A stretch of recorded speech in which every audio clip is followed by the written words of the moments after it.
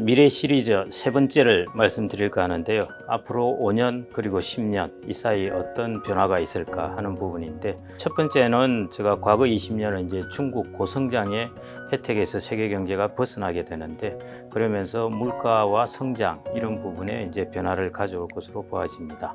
그게 이제 첫 번째 미래 시리즈였고요. 두 번째는 이제 실버 민주주의의 도래 이 부분을 이야기했었죠. 한마디로 고령화가 가져올 우리나라 미래의 모습 이 부분을 살펴보았고요. 오늘은 엔화의 미래를 좀 살펴보고자 합니다. 그리고 이 엔화의 미래뿐만 아니라 이 엔화의 변화가 세계 자본시장에 어떤 영향을 줄까 하는 이 부분을 좀 살펴보고자 하는데요. 여러분들 이제 이 그래프를 보시면은 재미있게 이제 엔 달러 환율의 흐름을 볼 수 있는데요. 미국과 일본 10년 국채 금리의 차이와 엔 달러 환율입니다. 90년부터 한 32년, 33년 동안의 흐름을 쭉 보이는데, 그 중에 이제 주목할 부분이 2012년부터의 이후의 흐름입니다. 보시면은 엔화가 거의 한 70엔대, 여기서 한 75엔이었는데요. 여기에서 145엔까지 엔화가 초약세가 됩니다. 엔달러 기준으로 해서는 거의 뭐 80% 가까이 이제 절하가 되는 거고, 유로엔만 하더라도 거의 45% 이렇게 이제 절하되는 모습을 보였습니다. 그러다가 이제 최근에 조금 꺾이는 모습을 보이고 있죠. 이게 이제 일본의 통화 정책의 변화 때문이었습니다. 그래서 앞으로 일본의 통화 정책의 변화가 있을 것 같은데, 그게 이 엔달러 환율에 어떻게 영향을 미칠 것이며, 엔달러 환율에 영향을 미치면은 일본의 자금 흐름이 변하면서 세계 자본시장에서의 자금 흐름도 변하게 됩니다. 그래서 그런 흐름이 어떻게 변할까 하는 부분을 이제 좀 살펴보겠습니다. 일본의 통화 정책 보면은 2001년부터 거의 지금까지 제로금리 정책이라고 보시면 됩니다. 그 중간에 잠깐 이제 제로금리 정책을 벗어난 적이 있지만은, 일본의 잃어버린 20년처럼 일본은 20년 동안 그냥 제로금리 정책을 지속해 왔습니다. 지금도 마이너스 0.1, 거의 뭐 제로금리이죠. 그만큼 일본은 보수적이기도 하고, 그 다음에 대단하기도 하죠. 어째 제로금리를 20년 동안 지속했는데 일본의 경제가 저렇게 유지될까? 저런 모습으로 뭐 잘 굴러갈까? 뭐 이런 이제 생각도 할 수가 있습니다. 그런데 이제 작년 12월에 되게 재밌는 변화가 있었습니다. 일본이 2012년 그때부터인가 이제 YCC 정책이라고 했어요. Yield Curve Control Policy입니다. 뭐냐면은 수익률 곡선을 중앙은행이 직접 통제한다는 것이거든요. 단기 부분의 수익률은 중앙은행이 자기의 금리 정책으로 통제를 할 수 있는데, 장기 금리는 자기의 금리 정책으로 통제를 할 수가 없습니다. 그래서 중앙은행이 수익률이 일정 수준 이상 오르면 매입하고 하는 걸 이제 하는 정책인데요. 그 정책에 이제 변화의 조짐을 보이기 시작한 것이죠. 작년 12월에 장기 국채 금리, 그때 이제 수익률 곡선의 타겟 금리는 0.25%였습니다. 10년물 국채가 0.25%를 넘어가면은 중앙은행이 국채를 매입해서 0.25%를 유지해 준 것이죠. 그 상한을 작년 12월에 조용히 슬그머니 0.5%로 올린다고 발표를 해버렸습니다. 시장에서 깜짝 놀랐죠. 일본이 뭐 그전부터 우리 변화시키겠다 어쩌겠다 한 것이 아니라 갑자기 슬그머니 정책을 변화해 버렸습니다. 그러면서 이제 시장의 변화를 이렇게 좀 타진을 해 보았는데요. 물론 이제 그러자 10년물 금리는 0.5%로 상승했습니다. 일본의 국가 부채 비중을 보면은 GDP 대비해서 260% 정도 될 정도로 높습니다. 그래서 일본은 금리를 10년짜리 금리를 올리게 되면은 바로 이제 자신의 채무의 이자 부담으로 오게 되는데, 일본이 왜 이 0.25 타겟에서 0.5%로 타겟으로 변화시켰냐 하면은 일본이 작년에 물가가 거의 4%, 5%, 거의 4%대에서 움직였고요.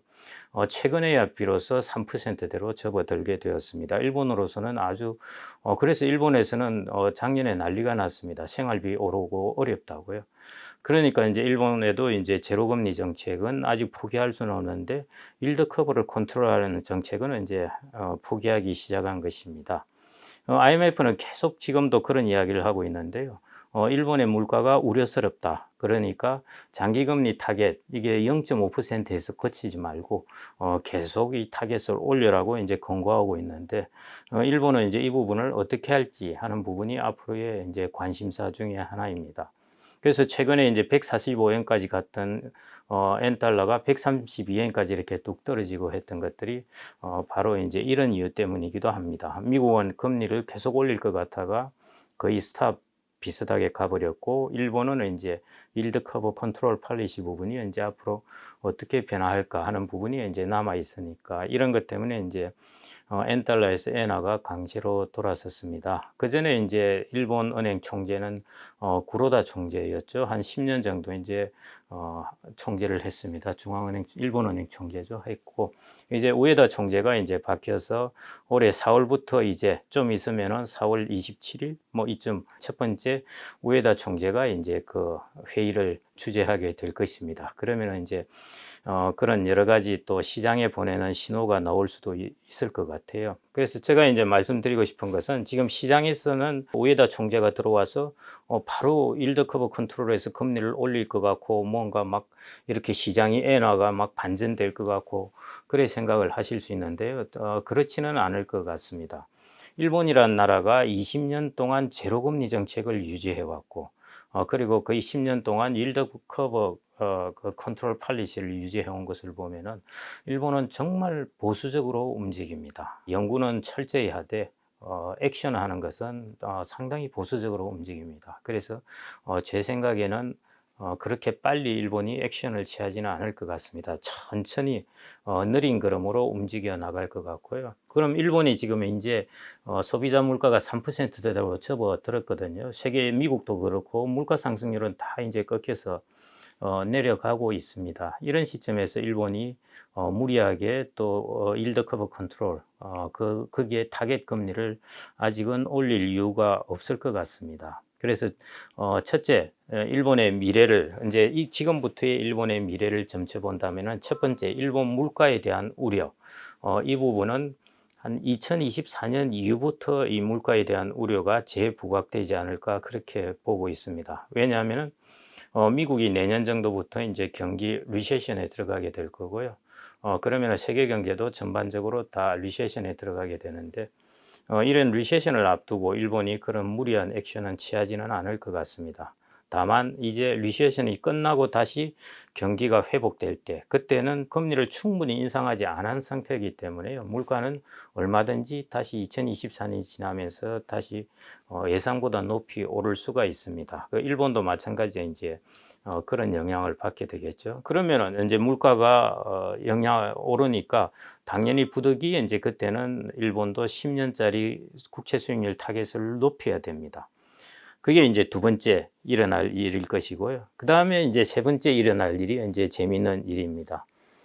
지금까지 일본이 보면은 거의 한 10년, 길게는 한 20년, 이때 동안, 일본의 자금이 초저금리 때문에요. 거기다 주식 수익률도 별로 안 좋고 하니까 해외로 자꾸 자금들이 빠져나갔습니다. 얼마나 빠져나갔느냐? 해외에 있는 민간 보유 자산이 거의 6.5조 달러 정도 됩니다. 아주 많은 돈이죠. 6,500조 정도 이렇게 보아야 되는 것이니까요. 이 금액 중에 4분의 3 정도가 포트폴리오 자금입니다. 포트폴리오 자금이라는 것은 주식이나 채권에 투자한 자금인 것이고요.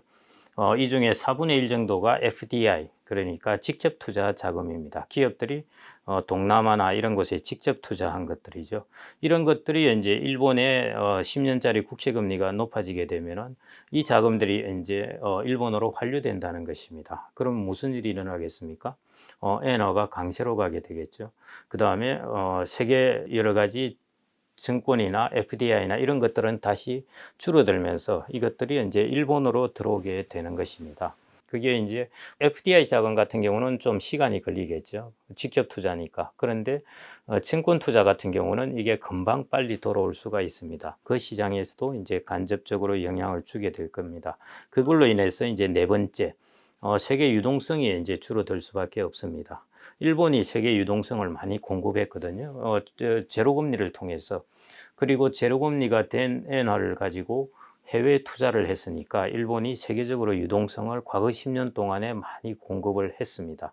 그걸 내년부터 해서 내년 말부터 해서 이제 차츰차츰 이제 일본으로 다시 환류한다는 것이죠. 그래서 전체 자본 시장이 이제 굿뉴스는 아니라고 봐야 되는데요. 그다음에 이제 다섯 번째로 일본이 동남아라든지 그 이쪽에 아시아나 그다음에 이런 쪽에 해외 직접 투자를 많이 했습니다. 거의 유행처럼 10년 동안에 상당히 많은 직접 투자를 했는데요. 이런 유행이 이제 좀 끝나지 않을까 그렇게 생각이 됩니다. 이게 뚝 끝나는 것은 아니지만은 과거에 이렇게 상당한 규모의 트렌드처럼 이루어지던 것들이 이제 조금 훨씬 속도가 둔화된다는 것입니다. 그러니까 FDI를 받았던 나라들은 한마디로 이제 과거와 좀 다른 환경을 맞이하게 되겠죠. 제가 미래 전망은 간단하게 한 사건이 아니라 그 흐름을 가지고 주로 말씀을 드리는데요. 적어도 5, 6년 동안은 지속적으로 영향을 미치는 한마디로 흐름이 될 것이라는 것입니다. 이런 이제 5가지 변화입니다. 일본의 물가로 인한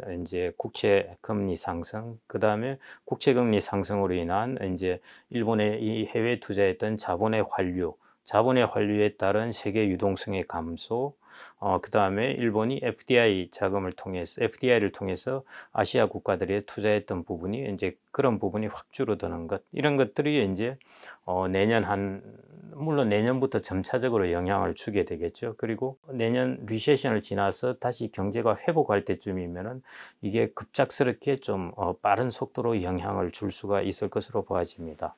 그래서 이게 이제 미국 시장이나 이런 곳에는 결코 좋은 신호는 아닙니다. 그래서 좀 더 이제 앞으로 올해나 이런 쪽에 쭉 변화하는 데이터들을 좀 더 모아봐야 되는데요.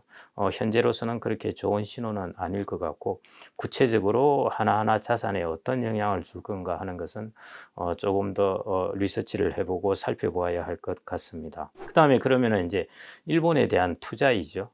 채권은 별로일 것 같습니다. 왜냐하면 금리가 오르면은 최근에 우리가 경험했죠. 제로금리에서 10년짜리, 20년짜리 이 금리가 오르니까 가격이 박살나는 걸 경험을 했는데요. 그래서 이제 일본에 투자에 있어서 일본 JGB, 그러니까 일본 국채는 좀 별로일 것 같고요. 제일 베스트로 보이는 것이 결국 일본 통화입니다. 엔화라는 것인데요. 엔화는 강세로 갈 것 같고요. 너무 급속하게 강세는 아닌데 하여튼 내년, 내후년 이렇게 쭉 가면서 강세로 갈 것 같습니다. 그러면은 이제 일본 통화와 결합해서 사야 할 자산은 무엇일까? 이 부분을 이제 좀 고민해 보셔야 될 것 같고요. 저도 사실은 고민 중입니다. 우리가 통화라는 것만 들른 가서 뭔가를 투자할 수 있는 방법이었고요. 일본의 통화를 살 수 있는 방법은 일본 엔화 예금을 들든지. 그런데 예금금리가 너무 낮죠. 일본의 국채를 사든지. 그런데 이것은 국채 가격이 떨어질 가능성도 있죠. 그러면 일본의 주식을 살 것인가? 이게 이제 퀘스천입니다. 워렌 버핏은 최근에 일본의 주식을 사면서 들어갔습니다. 워렌 버핏은 주식을 피킹할 수 있는 능력이 있으니까요. 일본의 주식 중에 자기가 생각하는 일정 섹터나 일정 기업은 저평가되었다고 생각하니까 그 오렌 버핏은 일본의 주식을 샀죠. 그거와 함께 엔화도 산 것입니다. 오렌 버핏은 이제 그 방법을 통해서 엔화도 투자하고 일본의 주식에도 투자했는데 아마 오렌 버핏도 장기적으로 이런 변화를 보면서 엔화가 적어도 약세는 안 될 것 같고 엔화가 강세로 가겠다는 이 생각도 이제 같이 들어있는 것 같고, 오렌 버핏도 일본의 해외 자금들이 환류되면서 일본의 주식시장이나 이런 것이 혹시 플러스 영향을 주지 않을까 이런 생각을 좀 했던 것 같습니다. 여러분들이 혹시 주식의 종목이나 이런 것에 자신이 있으시면 그거와 결합해서 들어갈 수도 있을 거고, 제일리츠 이것도 생각을 해보는데 부동산이라는 것도 리츠도 차입을 해서 투자하기 때문에요. 이것도 금리가 오르면은 좀 많이 손해를 볼 수도 있습니다. 그래서 이것들은 이제 일본 금리의 변화나 이런 것들을 좀 가격을 보면서 같이 들어가야 될 것 같고요. 오늘 제가 이제 말씀드린 것은 세 번째, 이제 앞으로 5년 정도의 미래 트렌드에서 일본의 통화 정책의 변화. 이것은 말씀드렸듯이 일본은 보수적이라서요. 한번 변하고 이거 아닌가 봐 하고 끝낼 그런 사람들이 아닙니다. 오랜 고민을 하고 나서 변경시켰다는 것이니까요. 이게 아마 앞으로 수년은 지속될 겁니다. 이 정책의 트렌드는.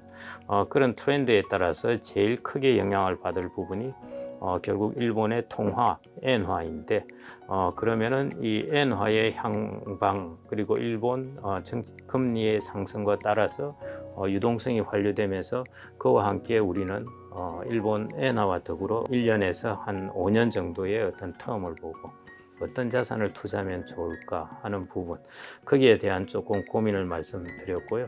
아직 일본 통화는 오케이인데 거기에 결합될 자산에 대해서는 아직은 저는 명확하게 말씀드리기가 좀 힘들 것 같고요. 그 부분은 제가 추후에 다시 한번 기회가 되면은, 그리고 자신이 서게 되면, 확신이 서게 되면은 그때 한번 말씀드리겠습니다. 감사합니다.